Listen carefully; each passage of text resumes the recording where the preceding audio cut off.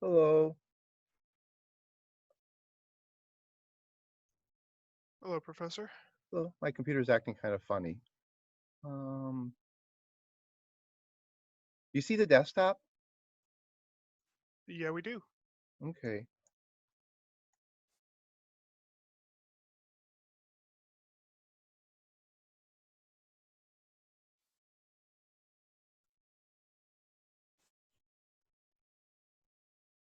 Let's see.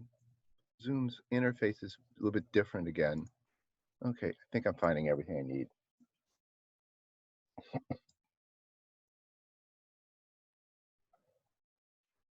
Okay.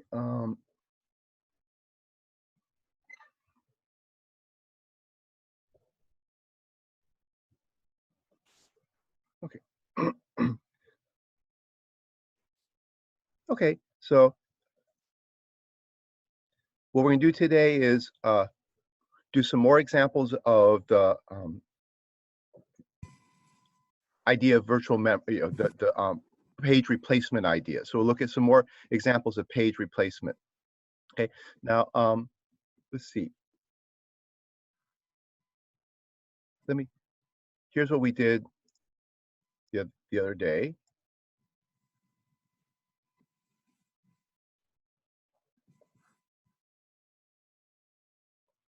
Okay. We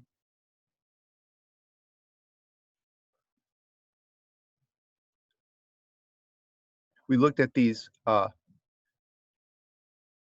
We did the example from the book first. Then we did the example access string that the book uses, and we duplicated the example in the book with the algorithms of first in, first out, least recently used, and the optimal algorithm. Okay. Okay. Now let me just show you. Besides the example we did in class on Monday, if you go to this folder, there's this folder on virtual memory that we've been referring to. This folder here. If you look inside that folder, there's the folder on uh, paging. Okay, and there's a folder in here on page replacement algorithms. And if you look in that folder, there's a lot more examples. So, like here's a picture of an example that was from another course, but you can see this is the page replacement string up here, and then the X's mean misses, and this part here means a hit, and so and these are the column here are the three. In this case, there's 3 page frames. So there's another example you can look at. Make sure you can trace. Look, use these as little exercises. Make sure you understand why these were hits and this was these were misses and this was a hit using first in, first out. Then this same example is done using least recently used and the optimal strategy. Okay, and then there's another set of examples here. Okay, same idea, slightly different picture. Everybody in teaches the algorithms class anywhere you look in the country uses these little pictures to explain these algorithms of first in, first out, least recently used, and optimal.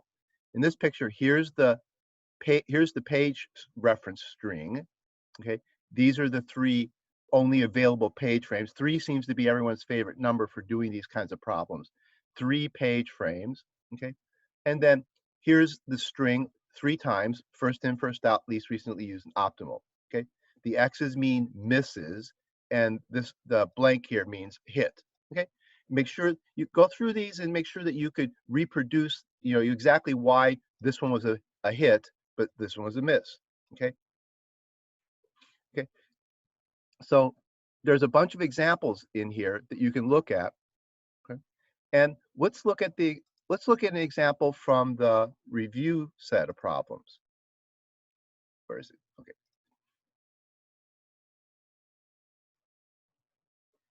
In the review set of problems,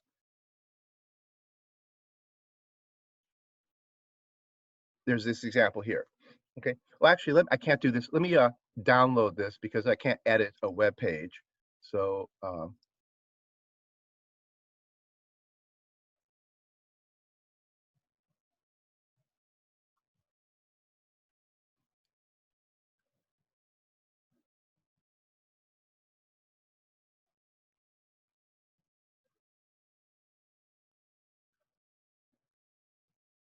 Okay, so here we want to make this little table here. Okay, okay. This problem. Okay, assume the process has 4 pages. So the page references can be 0, 1, 2, or 3. Okay, but so that's its virtual address space. It has 4 pages of virtual address space, but it only has 3 pages of physical memory, the page frames. That's the 0, 1, and 2 here. So these numbers here are page references, and these 3 numbers are page frames.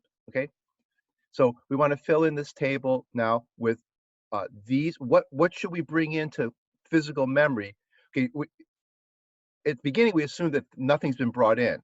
Okay, so if we think about what this means is that all these pages are valid, but none of them are present yet. Okay, so at the beginning you would obviously have to bring in 0. Now everybody can have different answers here because I can bring 0 in anywhere I want. If I really want to, I can do something odd and bring 0 in here. I'll bring 0 into page 2, into frame 2. Okay, right? So this would be unanswered. The operating system might just randomly choose what empty frame to use, so it would be brought in there. Okay, now I reference page 1. Okay, well, that's not a page 0 reference, so I want to reference page 1. I need to bring page 1 in somewhere. I could bring it in here. I could bring it into page 0. So I could put page 1 into page 0. And I still at this point have page 0 in page 2. So I'm purposely doing this one kind of oddly to show that there is not one answer to these things, but let's go through now and just kind of follow our nose. We've already made 2 choices here. Now, at this point, we have to bring in page 2. Now, this page is occupied, this frame is occupied, this frame is occupied. This is the only free one. So we don't have any choice here. We'd have to bring 2 in here, and 1 is still there, and 0 is still there. Okay, now we access 3. Okay, all the page frames are occupied. Somebody has to be booted out. Okay, oh, and if we want to keep track down here, that was a miss. That was a miss. This was a miss. And now we're back to another miss because we need to access 3 and he's not in there. But the question now is, who do we boot out? Okay. Now up here in the instructions, remember there's 2 versions of this problem. So one version, I forgot which one we're supposed to use. We're supposed to use 2 different algorithms. Okay. Where does it say that?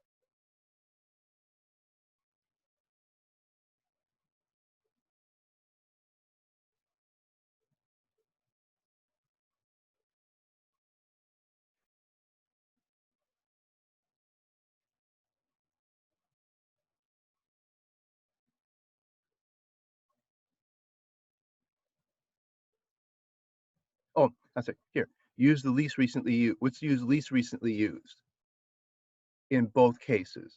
Okay. Are they different strings? Oh, I'm sorry.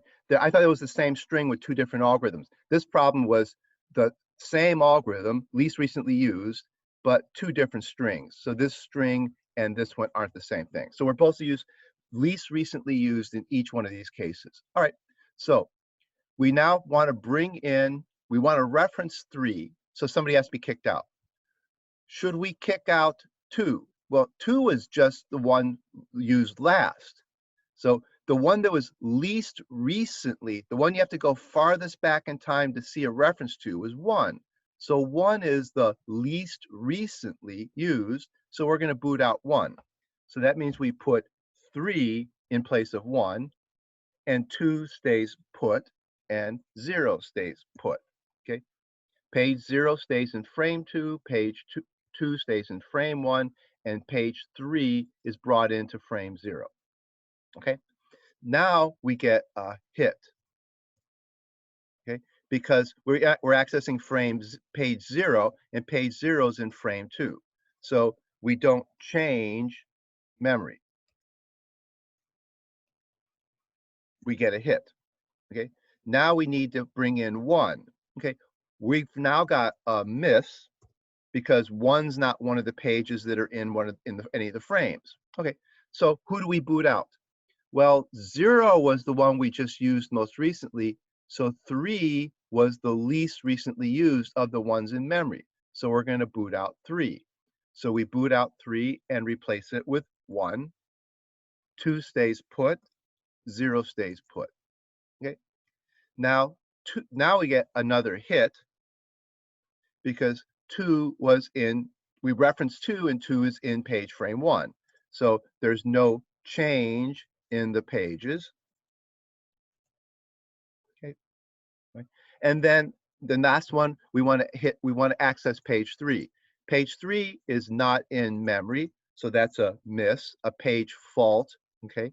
So that's a page fault, a page miss. There's also a lot of words for these. Usually we refer to it as a page fault. Some people refer to it as a page miss. Okay. Okay. So now who do we boot out? We have to bring in 3. Uh, the last reference was to 2, so the least recent reference was to 1. So now we boot out 1. So we boot out 1 to bring in 3. 2 stays there. Oh, I'm sorry.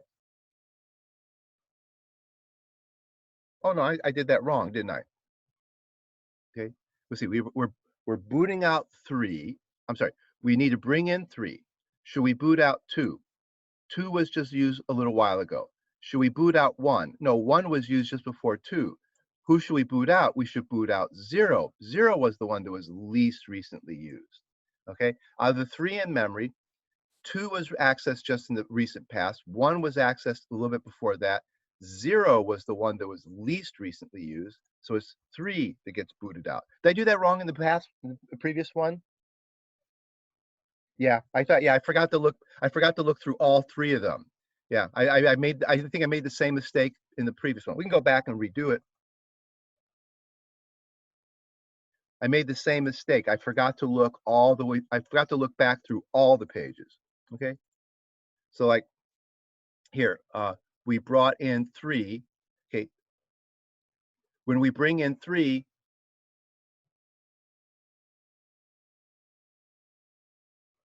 that's where I made a mistake. See, I brought in 3 on top of 1. 3 should have been brought in on top of 0. Okay, so go back here. Okay, so we need to bring in 3. Okay, so that's the first page. That's our first page fault. That's the first time we have to evict someone. These page faults didn't have an eviction because there was a free page each time. So this is the first one with an eviction. Who do we evict?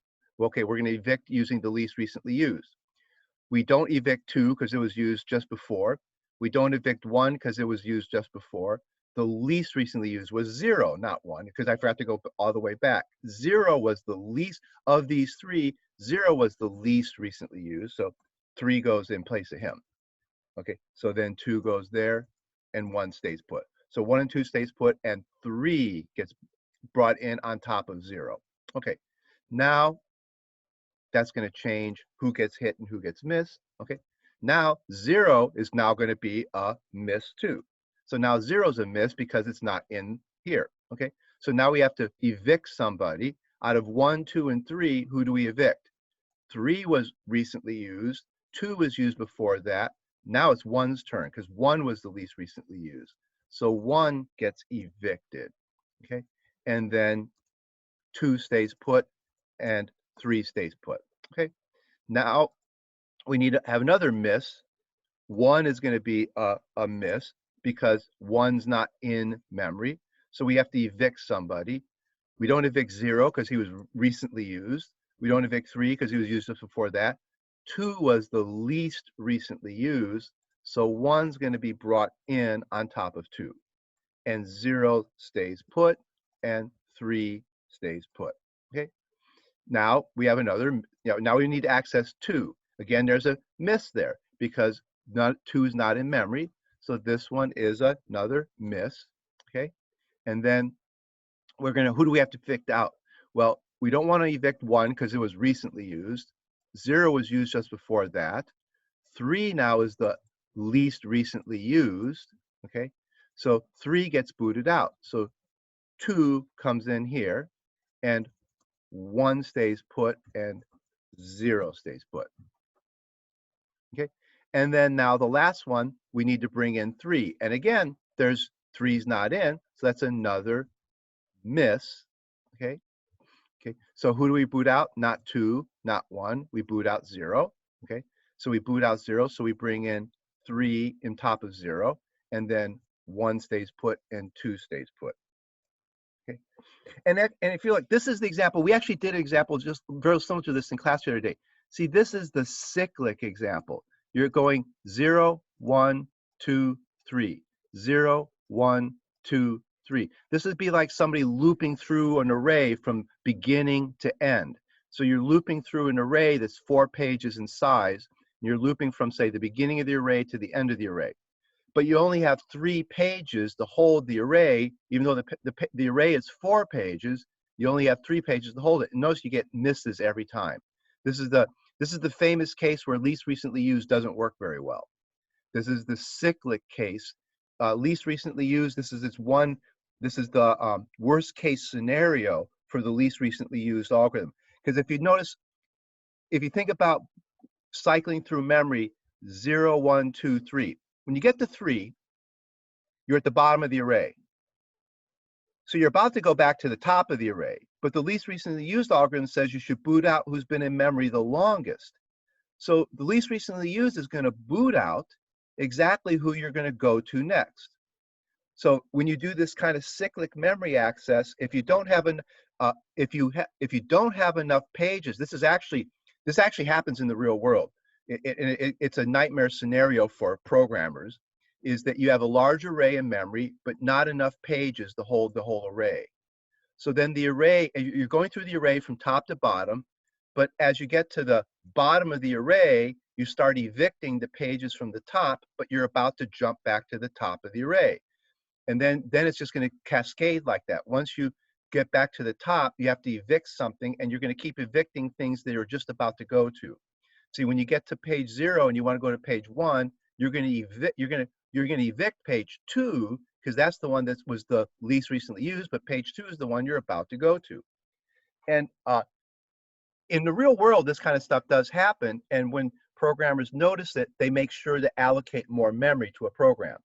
You know, the solution to this is called thrashing. This is sometimes referred to as memory thrashing, where a program just keeps evicting pages that it evicts a page it's about to need or soon going to need. Okay, so the only solution is you can't change least recently used is mostly the algorithm that most operating systems use. They tend to use some version of least recently used. So you can't change the algorithm that's built into the operating system. The only thing you can do is really allocate more memory. Okay, so that's a famous example because it's worst case scenario for least recently used. Okay, when you cycle through memory from beginning to end. Okay, now let's do the same thing. Let's do one more time. Let's do least recently used on this example here. Okay.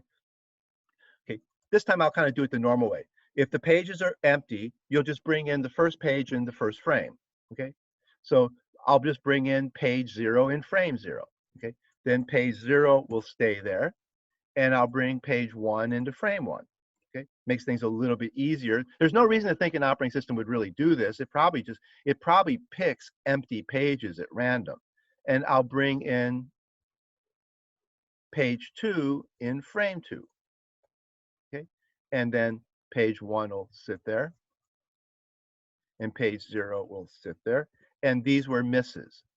These were, this is the program bringing itself into memory. This is at the beginning, you always have these, where you're doing demand paging, so we always have page faults at the beginning of a program while the program brings itself into memory. Okay, now we get an access, now we get an access to 1, but that's a hit. 1 is right there, so we access 1, that's a hit. So the pages don't change, and that was a hit. Okay. Okay. And then I bring in 2. Well, 2 is right there, so I can just access 2. It's in memory, so that's another hit. Okay. And now I get a page fault. I need to bring in 3. 3 is not in memory, so who do I kick out? Well, 2 I just used recently. 1 I just was used just before that.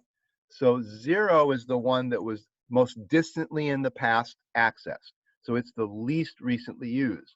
So we're going to bring 3, we're going to evict 0 and bring 3, we're going to evict page 0 and bring page 3 into frame 0. Excuse me, I have a Yep. question. Mhm. Wouldn't the third column be a hit because 0 is referenced, but it already exists? Oh, I wasn't paying attention. Let's see. Oh, I wasn't even paying attention, was I? Yeah, I was like on autopilot. I was pretending that was a 2, like it was in this one. Yeah, I wasn't even. I must have glanced up and saw that one. Yeah, so let's go back up because that was not. See it. Yep.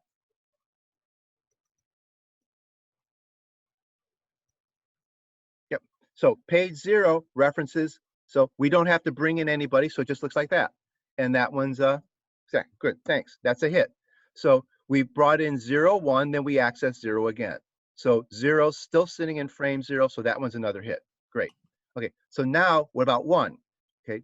1 is in memory. So that's another hit. So we don't have to page anybody in. So we get 1 and 1. So that's another hit. Okay, so page 0 was brought in, page 1 was brought in, then page 0 was accessed again, then page 1 was accessed again. Say now here's the first. No, okay, now we need to bring it. 2's not in, so now we'll finally bring in 2 in here. So that's a miss. Notice that there's a slight difference between this miss and these other misses. This one is a miss without an eviction. It's a miss because we've never referenced page 2, but we had an empty page frame, so it's a miss without a replacement or an eviction. When we replace the person we evict, or when we need to bring in somebody who when the frames are all full, we need to bring in somebody new. We have to replace somebody, so we use the word replace them or evict them. Okay, now in this case, I don't need to evict anyone because the frame was free. Okay. Okay, now I access page 3. Okay, now I need to do an eviction. So now I'm going to have a miss that requires an eviction. Okay, all right. So who do I evict now? I shouldn't evict 2 because it was used recently. I shouldn't evict 1 because it was used recently. The least recently used one was 0. So we're going to evict 0 and bring in 3. So page 3 is in frame 0 and we evicted frame 0. Now remember, when you evict, you send it to the swap space. So when you evict something that was already in memory, it's evicted to the swap space, and that's where you bring it in. If it needs to be brought back in later on, it gets brought back in from the swap space. Okay, so 1 stays put and 2 stays put. Okay, now we access page 2. Page 2 is in memory, so that's a hit. Okay, so 3 stays put, 1 stays put, 2 stays put, and then 3 is this is another hit because 3 is right there in memory, so that's a hit, and 1 stays put and 2 stays put. Okay, so there's that example. I think we got it right this time. I think actually paid attention. Okay, all right. So these are kind of, these problems give you a sense of how the algorithm. This is a good way to understand how the algorithm works by stepping yourself through using the algorithm. Okay. This is another example. So look, just this one has a longer string. Yeah, so this one requires a lot of accesses. Okay, there's pages 0 through 7. Okay, and you're supposed to do this one with 4 frames. Okay, so if you did a picture like this for this problem, the picture would have another page frame. Just set it up so you can see what it would look like. So you'd be doing a page. It says there's 4 physical frames, so that means there'd be another page frame here, 0 through 3. Okay, and this is the reference string. So you could put the reference string here. And if you want, you could space it out a little bit, make it easier to read. Okay, And then you're supposed to do this problem with a longer string. Okay, so it would just be the same kind of problem. Start out, at the beginning, then you're supposed to do it 3 times using first in, first out, least recently used, and the optimal strategy. Okay, let's do one with the, let's do a little bit of this one with the optimal strategy, because it's worth reviewing what the optimal strategy is. The least recently used looked into the past. The optimal strategy looks into the future, looks into the future of the string. So if you're right here, you'd look that way for the optimal strategy. If you're right here, you look that way for the least recently used, which a real computer can look into past. A real computer can't look in the future. So the optimal strategy is a theoretical strategy, and it tells us, it gives us a sense of what we could possibly hope for. So we look for algorithms that approximate or get close to the optimal strategy, but no algorithm can ever really hit it because you have to look to the future. Okay, so in this case, page 0 brought into page 0. Okay, and then I'll just do the easy thing that page 2 will be brought into page 1. And then, see, page 1 is not in memory, so I'll bring it into page 2. Okay, and then page 3 is not into memory, so I'll bring it into page 3. Okay, so now I have page. So memory, now the frames are full. Okay, so now the page frames are full. Okay, so let's look. So I need to bring in 5. 5's not in there, so I have to evict somebody. If we were doing least recently used, we'd say don't evict 3 because he was just used. Don't evict 1 because he was used just before that. Don't evict 2 because that's, he was used just before that. You go back this many steps and say, well, 0 was the last one used. So if we're using the least recently used algorithm, we'd evict 0. But we're supposed to go into the future and say who's going to be needed farthest in the future and evict the one who's going to be needed farthest in the future. Okay, so look at 3. How long is it till we need 3? Right there. Okay, so there's when we need 3. Okay. Okay, what about, so that's 3. What about 2? Let's see. Remember, right now we have, did I make a mistake? Yeah. Yeah, the third column, the bottom number should be 1. Yeah.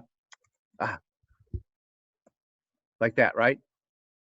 Okay, so we have to decide out of 0, 2, 1, out of 0, 1, 2, and 3, who should be evicted.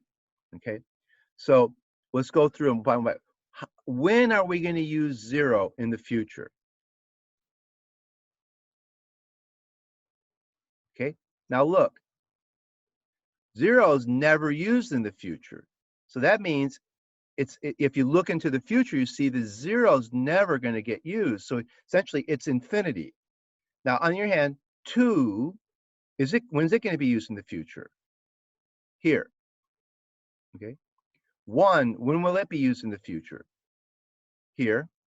And 3, when will it be used in the future? Here.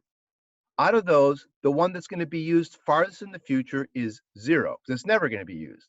So the optimal thing to do would be boot out 0, because you're never going to use them again. So go ahead and boot out 0. So bring 5 in on top of 0, leave 2, leave 1, and leave 3. Okay.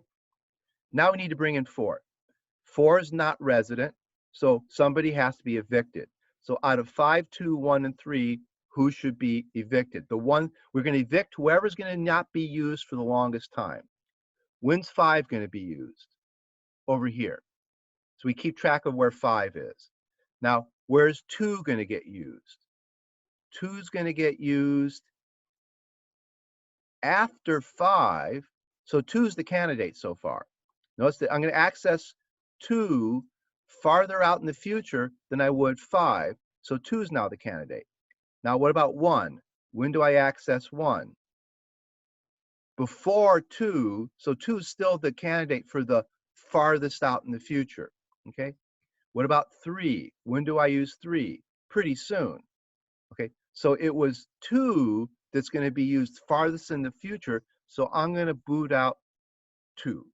So the idea is I boot out who I'm not going to be needing for the longest period of time. That's the optimal strategy. So 5 stays put, 1 stays put, 3 stays put. Okay, okay. Do one more. 6, it's not resident, so somebody has to be evicted. Who should we evict? 5. Well, 5's used there in the future. 4 is used sooner than 5, so 5 is the candidate so far. What about 1? 1 is used after 5, not before 5, so 1 is the candidate for eviction so far, because 1 is going to be used here. Now, what about 3? Well, 3 is used before 1, so 1 is the most distantly needed page, so 1 is the candidate for eviction. So we put 6 in place of 1, okay? And 3 stays put, 4 stays put, and 5 stays put. Okay, so there's a few examples of using the optimal strategy. Okay, so we're using optimal in this example. Okay, so I won't go. It'll take too long to finish it, but there's an example of using the optimal one. And in this homework assignment, you're supposed to like, yeah, you can compare. You have to make 3 tables: one table for first in, first out, one table for least recent used, and one table for optimal. Oh, you could keep track. You should keep track of miss, fault, fault, fault, fault. Actually, I think all these were faults, weren't they? So I think so. This was set up so there's a lot of page faults. Okay, so I think all of those were faults. Okay, was that true? Was every one of those a fault? Yeah, so far they were all faults. Okay, and you can compare. Optimal should end up giving you a little bit less faults than the first in, first out, and least recently used. Optimal gives you the best answer. First in, first out usually gives you a pretty poor answer because it's a dumb algorithm. And least recently used tries to be clever, and it usually works pretty well. The idea being that if you haven't used something for a while, you're probably not going to use it again. So at least, but that, remember, we saw in the cyclic case that that's exactly the opposite of what's true. But other than this one special case of the cyclic case, least recently used works pretty well. It's the most universally used algorithm for this kind of stuff. Yeah, because it says, well, if you use something, the most distant thing you used in the past is the one you're least likely to need again. Because maybe you've just finished doing that work and you're not going back to it. The idea is that those pages, you're probably, our hope is that you haven't touched those pages in a while, so you're probably done with them. That's the philosophy of least recently used. It's worth pointing out that these 3 algorithms, first in, first out, least recently used, and optimal, are not really just page replacement algorithms. They're better thought of as cache management algorithms. And caches are everywhere in computer science. They're in your browser, they're in your file system, they're in your hard drive, they're in your CPU. The idea of caching is that if you've got something, you may need it again, so let's keep a copy of it. So that's what you're doing here is you're keeping copies of memory around. You're not using any more than 1 copy at a time. Remember, a computer can only access 1 page at a time. Every time this computer accesses memory, it accesses 1 page at a time. So you could run your program with just 1 single page of frame. A program can run with 1 single page frame. Okay. So having multiple page frames means the way you should think of it is you're caching some pages. You're caching pages that you think you're going to need. Okay.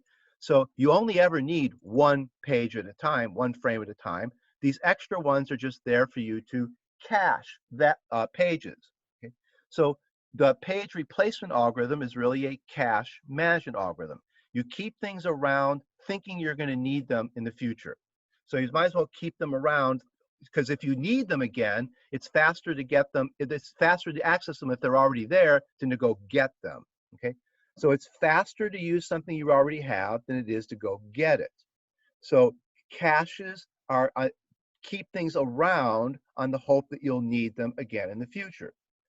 Caches are absolutely ubiquitous in computer science, and this is the first way you usually see them in page replacement algorithms. but think of that as cache management algorithm, not page replacement algorithm. Okay. All right. Now let's look at another one of these homework problems. Let's look at this one. This is a good problem. This is the problem. This is an address translate. It's not a page replacement algorithm. This is going back to just what is, how do we do address translation with a page table? Okay, so this is kind of a challenging little problem that asks you to build the physical address, of this virtual address given this little mini page table. Okay. Yeah. So there's a, now here's, I'll try to do it in this page here. Usually you do this on a piece of paper, but I'll try to do it here in the page. Okay. We need to, we're told that we have a 16-bit virtual memory space. So let me put that down here. I have 1, 2, 3, 4, let's see. 1, 2, 3, 1, 2, 3, 4, 5, 6, 7, 8, 9, 10, 11, 12, 13, 14, 15. Okay, so keep track of them, 16 bits. There's my 16 bits in a virtual memory address. That's a virtual memory address, a virtual address. Okay, there's a virtual address. Okay, the virtual address I'm given is this one. So let's fill in what that says in bits, because we're going to need to do this in bits by bit. So take this virtual address and write it in the bits over here. Okay, so I'll put that in the, put it up here. Okay, so start from here. A B. What's a B in binary? Okay, a B in binary is 1, 1, C, 1, 0. Let me get those in the right place.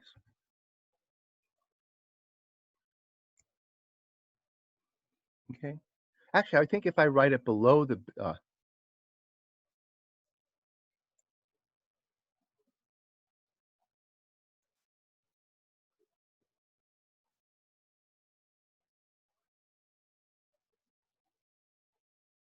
okay.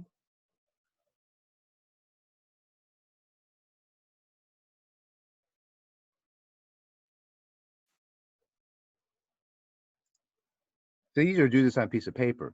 There. Okay. Now, I'll write here. This is bit 0. Okay. See, this is bit 0, bit 1, bit 2, bit 3. And the bits are 1, 1, 0, 1. Okay. There is the B in this binary, in this virtual address. Okay. Now, what's the 4 look like? The 4, okay, I need to go back 4 bits. 1, 2, 3, 4. A 4 is a 0, 1, 0, 0. Okay. Okay, that's 4. So in a nibble, in a 4-bit nibble, there is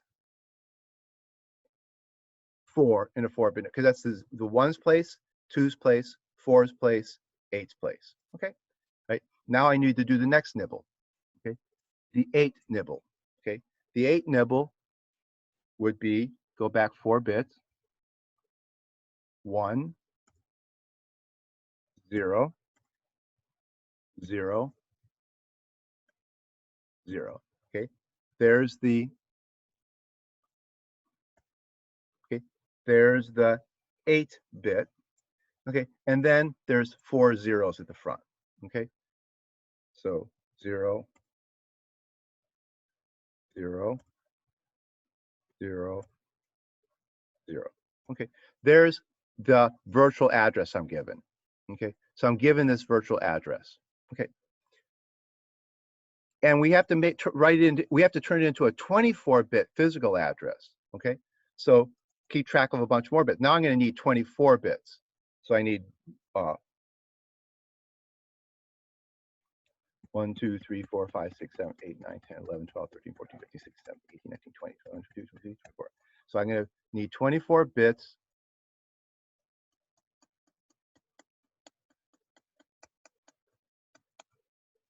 and try to line them up with the other ones. Okay, so there's the 12 bits of virtual memory. Here's going to be the 24 bits of physical memory. Okay. Okay. Now, okay, so and this is our answer. We're going to fill in this thing to get the answer of what we'll write out the answer in bits and then turn it into a hexadecimal answer because it wants the answer in hexadecimal. So you do this by taking the virtual address, turning it from hexadecimal into binary, work out the binary version of the physical address, then turn the physical address back into hexadecimal. Okay, now a virtual address comes in two parts. A virtual address is going to have the page. It's a page number followed by an offset. Okay, so there's two parts to a virtual address: a page number and an offset. Now the question is, how many bits are in each one? Okay. Assume that the first 6 bits of the virtual address index into the page table, and the rest of the bits are the offset. Okay, so 1, 2, 3, 4, 5, 6. There's our offset. Okay, there's our dividing line between the two parts of the address. Okay, the page frame is over here in these 6 bits, and the offset's over here. So this is the offset, and this is the page number. Okay, and this is the dividing line between them. The offset gets copied into the physical address.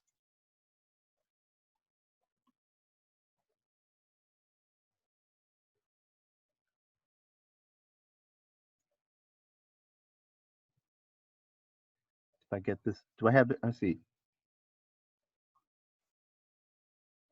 Get everything lined up. Okay. Here's the dividing line between the two pieces. And I'm going to put I copy the offset from the virtual address into the physical address. Okay. All right. So there's part of my physical address memory. Okay. Now, what do I do with this guy? This guy is the index. Okay, assume that the first 6 bits of the virtual address index the page table. That's what we mean by the page number. So this is page. Now I read this thing in binary. That's page number 2. Okay, that's page number 2. Okay, so here is page number 2. Okay, so see, this is 2 in binary. So that's saying page number 2. So this is the page frame number here. See over here, this part here would be the page frame number. Okay, so we're trying to compute the page frame number. The page frame number is this guy right here. So what we're supposed to do is translate that into binary and put it over here. Okay, so we have to take this and turn it over here. So as a little, now, so let me do a little calculation on the side. Let me write 0x3200 in binary. Okay, this is 1, 2, 3, 4. This is 4 hexadecimal digits. Okay, so 4 hexadecimal digits is going to be 1, 2, 3, 4, 5, 6, 7, 8, 9, 10, 11, 12, 13, 14, 15, 16 bits. So I want to keep track of 16 bits. Like I say, it's a little bit easier to do this on a piece of paper. I'm trying to do it here so there's a record of it. Okay, so there I should have 1, 2, 3, 4, 5, 6, 7, 8, 9, 10, 11, 12, 13, 14, 15, 16 bits. Now I start filling them out. Okay, the last 4 bits are 0. Okay, so there's a 0 there, a 0 there, a 0 there, and a 0 there. Okay, then the next 4 digits are 0. 0 there, 0 there, 0 there, 0 there. So I've got 8 digits of 0. Okay, now I need a hex, I need a 2. A 2 is 0, 0, 1, 0. So this would be 0, 0, 1, 0. Okay, and then a 3 is 0, 0, 1, 1. So a 3 is 0, 0, 1, 1. Okay, so there's this number written in binary. There's that number written in binary. Okay, that is the page frame number. But you gotta be careful here. There's a little trick to this that's real important that people when they do this as homework exercises get mixed up. There's 1, 2, 3, 4, 5, 6, 7, 8, 9, 10, 11, 12, 13, 14 bits in the frame number. But we've got 16 bits down here. Which of the 16 bits do 14? We use only 14 of these 16 bits. Okay, we only use 14 of these 16 bits for the 14-bit page frame number. Okay. Now, you're either going to use, you're probably not going to use the middle 14 bits. That would seem really dumb. The obvious choice would seem to be to either use these 14 bits or use these 14 bits. Okay. Now, and this is the answer. The answer is to use those 14 bits. Leading zeros don't really matter. See, in this case, I really, what it is the 2 leading zeros don't really matter. Okay, there are the 14 bits of what would be the page frame number. So I'm going to take these 14 bits, copy them up here.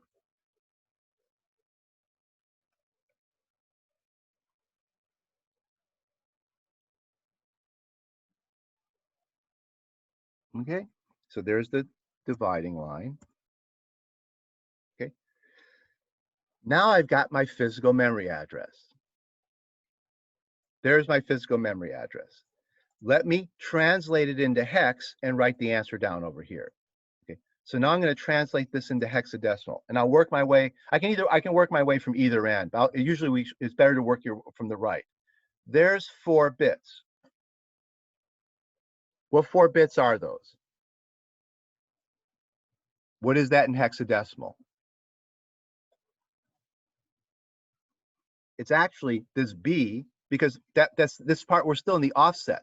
The offset was copied from the virtual address into the physical address, so that's a B. So that's a B there.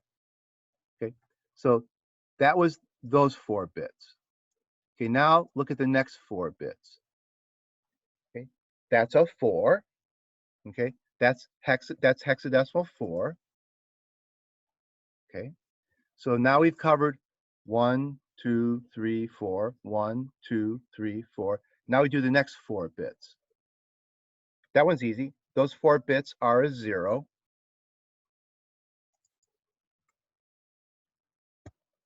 Okay.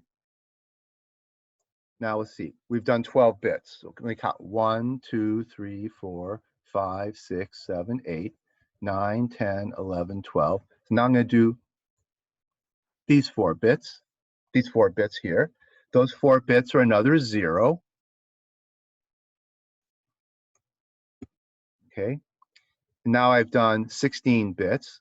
So let's see, where's 16? I have to count again. 1, 2, 3, 4, 1, 2, 3, 4, 8, 9, 10, 11, 12, 13, 14, 15, 16. So now I'm ready to do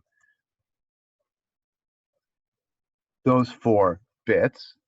Those 4 bits are an 8, right? See, that's 8000, so that's an 8 over here. And now I can do the last 4 digits, the last 4 bits. See, 1100 is that C?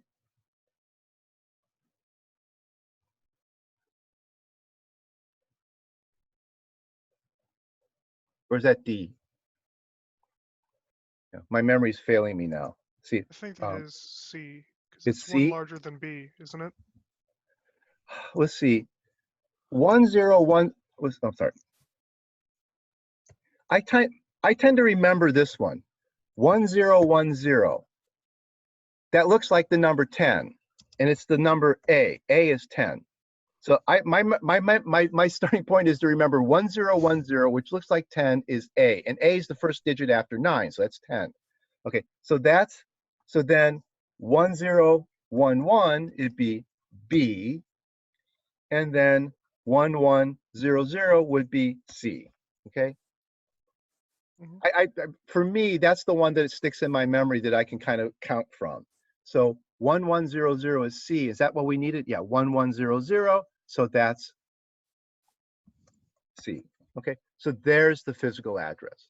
Okay. There's the whole process of translating a virtual address into a physical address. Okay. So this is a kind of calculation you'll be asked to do this on the exam. There'll be a problem like this on the exam because this is a real good test of remembering all the steps of everything about virtual memory system. Pretty much everything about it is summarized in one of these little translations of a virtual address into a physical address. You do it by taking the virtual, you start off by taking the virtual address and write it in binary.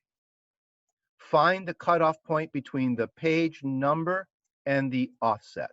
So find that dividing line. Okay, here, that dividing line was there.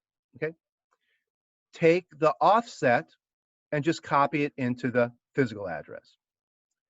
And if you want, remember, we have pictures of this. What we're really doing is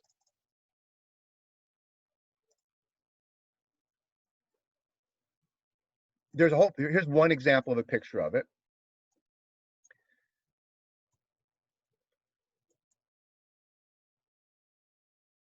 See, my virtual address is chopped up into 2 pieces, page number and offset. My virtual address, I chopped it up into 2 pieces, page number and offset. Okay. Then what do? The offset, it gets copied into the physical address. So I copy the offset down into here. Okay. Now what about the page number? What did the page number do? It became the index into the page table. It tells you how far into the page table to go.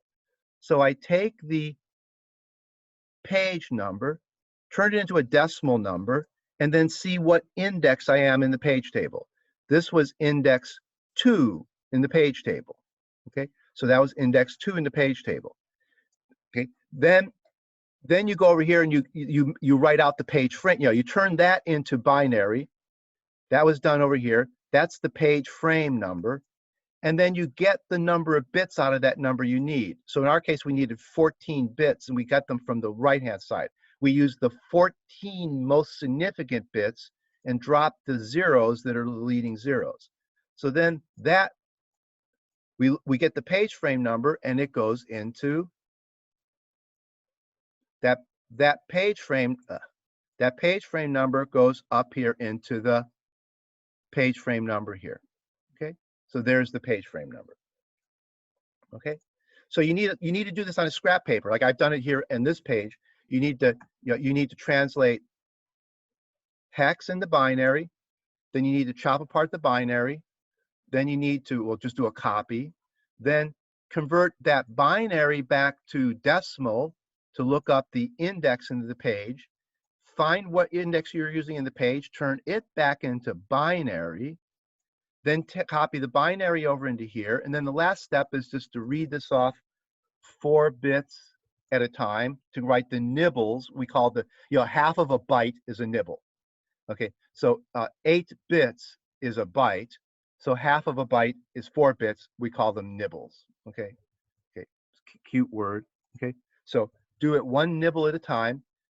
Write that in hexadecimal, then write that one in hexadecimal, then write that one in hexadecimal, and then just go through and convert the nibbles into hex. Okay, and then you've got the hexadecimal. And if you want, you can put a little 0x in front of that to remind everyone that that's a hexadecimal number. Okay, I try to be careful to write a 0x in front of the things that are hexadecimal. So see, that's a decimal number. That's a decimal number. That's a decimal number. Okay, I'm writing these guys in decimal, but these are in hexadecimal.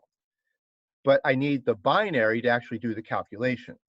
Okay, so let's see. So that's a good. Let's see. Let me think. Let's see if there's another problem that we should. Oh, here's another good problem that makes you think about memory addresses. Okay. In this problem, notice that it's real important to figure out how many bits are a page number, how many bits are an offset, how many bits are a page frame number. So you need to know when you have, if you think about a virtual address is made up of page number followed by offset. Okay, and physical address. A physical address is frame number followed by offset. Okay. Now,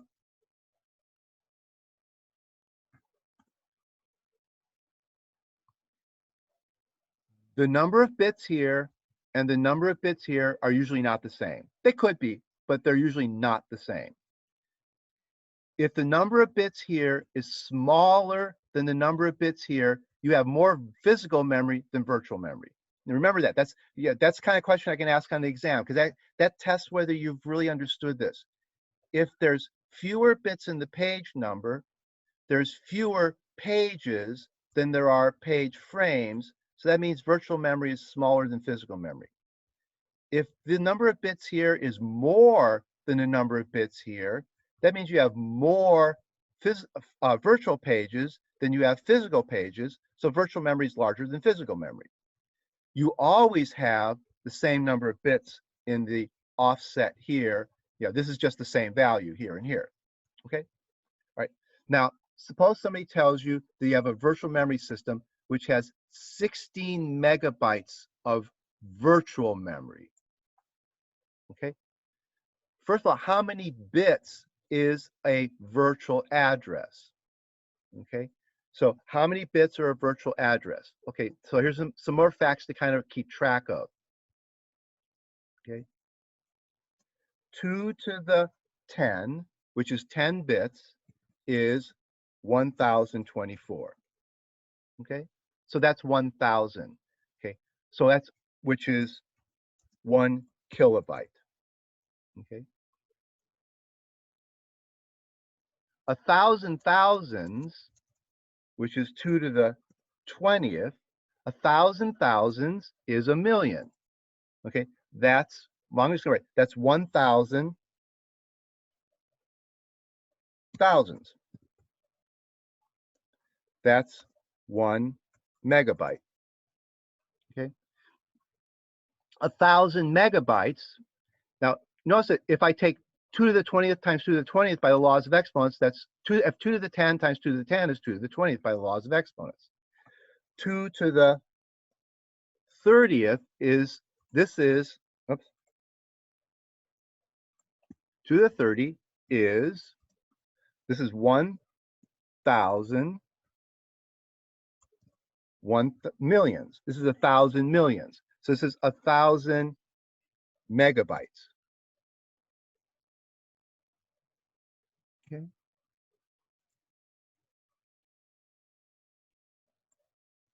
So 2 to the 30 is 1,000 megabytes. If I want to, I could have put this is 1,000 kilobytes.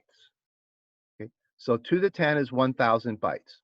2 to the 20 is 1,000 kilobytes. to the 30 is 1,000 megabytes. That's a gigabyte.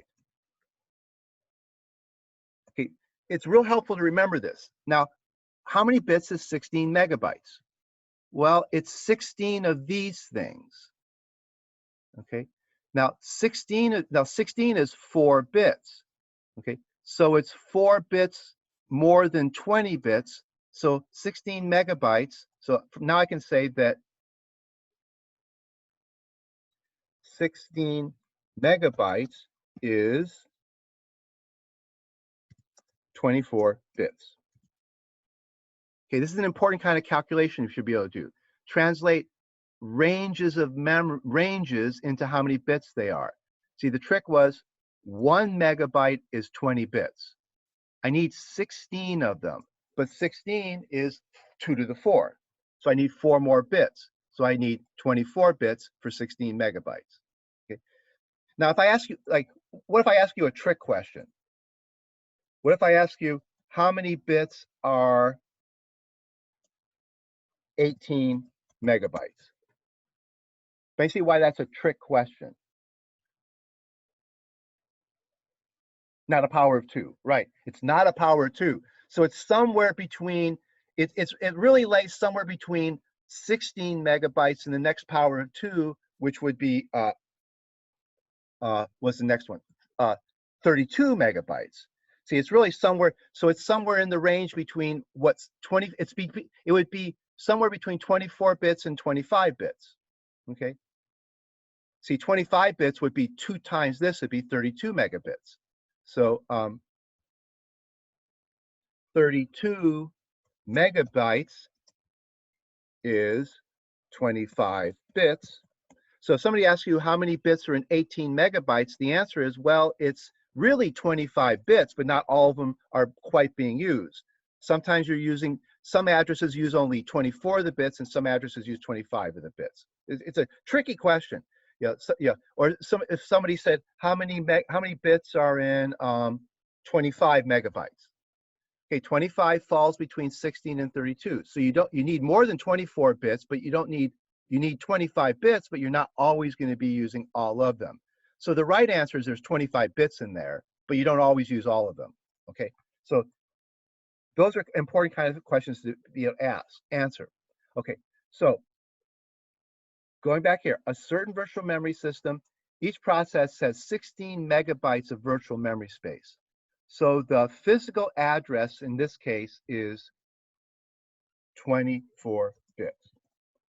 See, I'm sorry, not the virtual address is 24 bits. Okay, we're told that we have 16 megabytes of virtual memory space. Okay, it has 2 megabytes of physical memory. Okay, what's 2 megabytes? Well, a megabyte is 20 bits. So 2 of them would be 21 bits. Okay, so we have, in this case, 21 bits of physical address. Okay, so we've got 24 bits of virtual address and 21 bits of physical address. Okay, so notice we've answered 2 of these questions. How many bits are in a virtual address? We have 24 bits in a virtual address. How many bits are in a physical memory address? Well, we just answered that. There's 21 bits in the physical memory address. Okay. Okay. What is the number of pages in a virtual memory space? Okay. Well, that's what's the range of the page number. Okay. These 24 bits are divided into 2 pieces. So the 24 bits are divided into some number of bits in the offset, followed by some number of bits some number of bits in the page number, followed by some number of bits in the offset. Okay, so the 24 bits are divided between page number and offset. Okay, how do you find the size of the offset? Remember, the offset's the size of a page. The offset is the page size. The page size is 1024. That's our 10 bits. Okay, so we have 10 bits of offset. That means we have 14 bits of page number. So we have 14 bits of page number, 10 bits of offset in the 24-bit virtual address space. This determines how many page frames there are. This is not page frame, pages, not page frames. What's the number of pages in virtual memory space? The number of pages is 2 to the 14. So I can write this answer as 2 to the 14.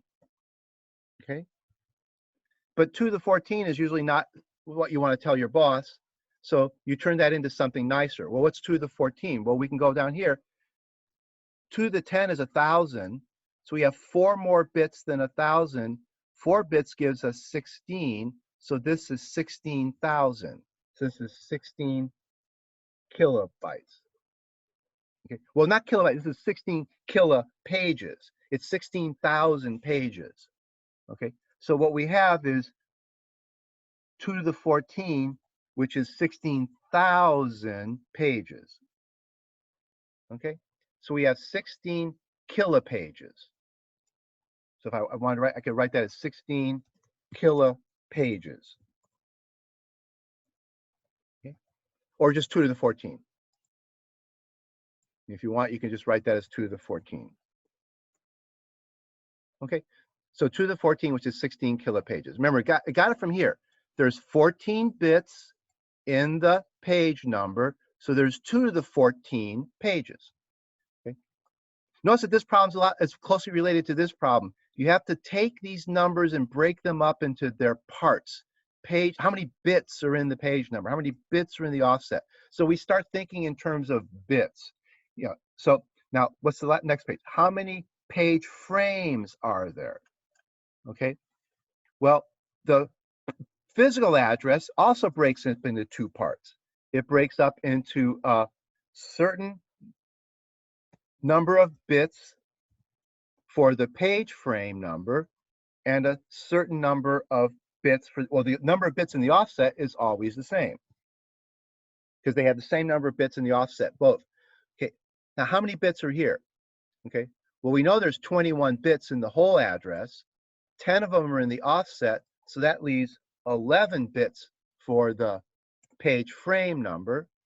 So there are 2 to the 11, which is 2 kilopages or 2 kiloframes, 2,000 frames. Okay, so there's 16,000 pages and 2,000 frames. Okay. Now, one last question. What's the maximum number of valid entries in a page table? Okay. This is an interesting question. It really makes you think hard. See, let's see. It would help to have a picture of a page table. Let's see if we remember. Maybe we can do it from this picture. Now let's see if we have a better picture.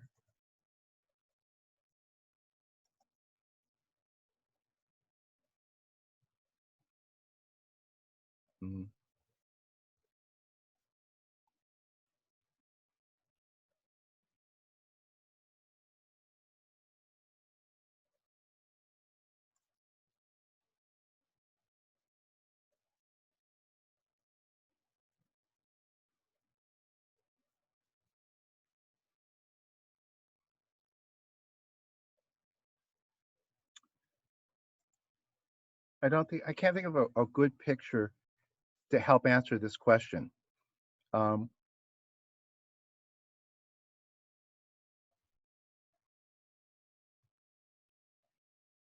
Right now, we're in the situation. Let me draw the picture. I think I have a couple minutes. Let me just draw a quick picture to show you what the situation is here. Okay, so here's a generic sense of, here's a virtual memory space. Draw it real quick. So here's a virtual memory space. I'll draw it sloppy and quick.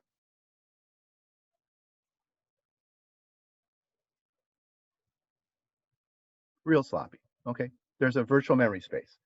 Okay, and then over here is a physical memory space.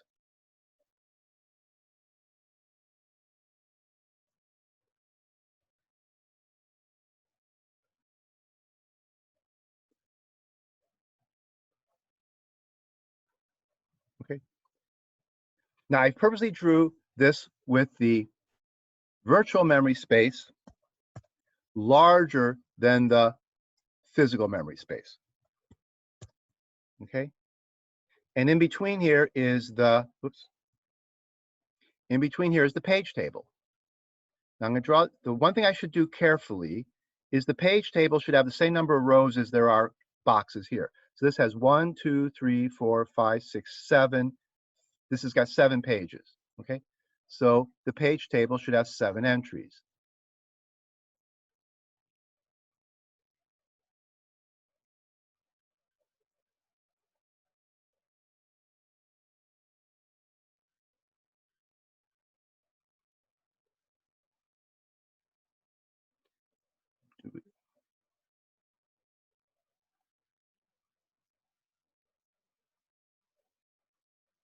Okay, there's 7 entries. Okay. Each page of virtual memory needs its own entry over here.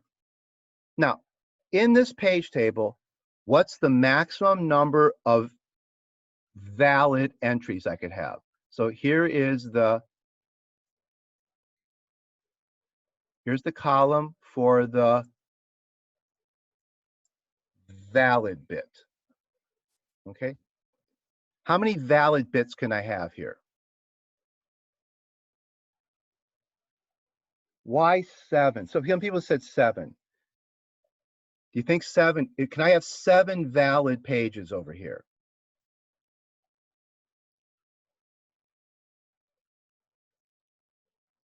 It's a nice question. Does anybody see what's the most valid pages I can have over here? Let's try to have 5 valid pages. Okay, this is page 0. This is frame 0, frame 1, frame 2, frame 3. Okay, suppose he's valid, and then he's valid in page 0. And suppose this one's valid in page 1. And suppose this one is valid in, well, suppose this one's valid in page 2. And suppose this one's valid in page 3. Uh-oh, I got a problem. What if I want to make him valid? What happens? What's wrong?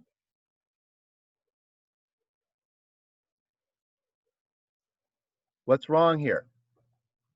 Say, wait, there's no more pages over here. There can't be a 5th valid page. There's only 4 pages here.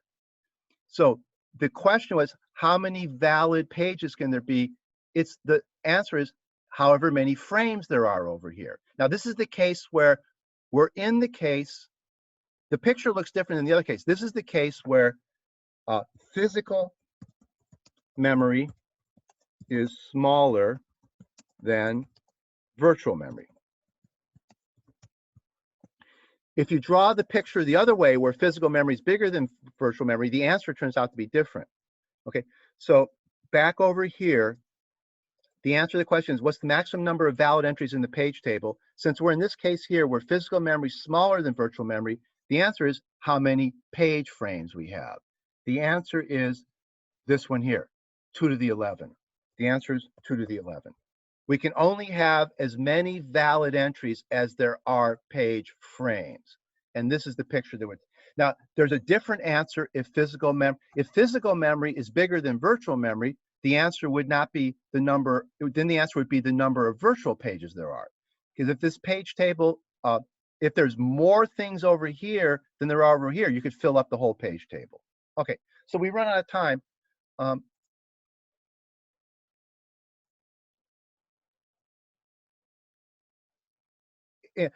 keep looking at these review problems. If you have any questions about the review problems, if you have questions about the program assignment, please let me know. I hope doing some of these problems was helpful, because these calculations, it almost feels like a math class. These calculations are very good tests of understanding of the virtual memory system. And so you will be asked questions like these on the final. This is the kind of stuff, because I think these are really good. They're just really good ways of seeing that you can break apart all these pictures, that you can really, the pictures, these kind of problems really help bring out these kinds of pictures. Make sure that you understand how these things are working. Okay, so we've gone over. I'll end here. Again, if you have, oh, I know, one thing I should tell you something real important though. The way we're going to do the exam is it'll be like a class meeting. We'll meet at 12:30. There'll be a Zoom meeting you can join. And then if anybody has any questions, like what it basically is, I'll make the exam available on Blackboard. You'll download the exam. I'll be on a Zoom meeting for you to ask questions. So like, just like in the exam, when people had, like if you had a question about something, you could ask me during the exam. We'll probably try to do it this way too, but I'll give you the whole afternoon to do the exam. So if anybody's got time constraints, the exam will start it at 12:30. So I'll make it available at 12:30. I'll be available at 12:30 in a Zoom meeting. You'll see the exam pop up. Hopefully, I hope it works this way. You should see the exam become available on Blackboard. You'll download it, solve the exam on either on the paper. Print it out and write your exam answers on the exam, or just write them on a piece of paper. But then you have to scan in your answers somehow and upload them back to Blackboard. So you'll have to scan your answers or take pictures of them. And a lot of people just take a picture, but take a picture of your answers and upload them to Blackboard. And you'll have the afternoon to take the exam. Okay. Anybody have any questions? We run over. Does anybody have any question about the exam? About When you say we have the afternoon, so like it would have to be turned in by like 6 p.m. or do you have a specific time? Yeah, I hadn't even really thought. Let's see. Is 6 okay? Let's even say 8 o'clock, because I mean, I don't know if people have, I'm not sure what kind of time frame you guys have available to you for things. So let's just say right around 8 o'clock, okay? All right, works for me. Yeah. So that way, if you can't be there at 12:30, the exam will be available, and it'll be due, let's say, at 8 o'clock. Okay. And if you have a problem, send me an email if there's any kind of real issue. Like if you have any problem with being able to do this, let me know in an email or so. But the exam will be, problems pretty much like these, very similar to these kinds of problems here. Okay. So exam will be problems like those, and like I say, it'll be at 12:30. It'll be available on Blackboard. I'll be here in Zoom at 12:30. If anybody's got, and I'll try to stick around for a little while to answer questions. But if you can also just send me emails. Yeah, it might even be better if you have a question during the exam to send an email or something like that. But if you're unsure, typical thing. If you're unsure about a question, if you're afraid that you're misunderstanding something, it's always fine to ask a question during the exam. Okay. And okay, can't think of anything else. Anybody else? Anybody have a last question? I have a question. Sure. Will you be posting the grades of our homework assignments? Yeah, I'm trying to get them graded. I've tried to get them up there as soon as I can. Trying to find time. It's a real burden to try to find the amount of time. I've been working on so many courses. I'll try to get them graded and get the grades up there.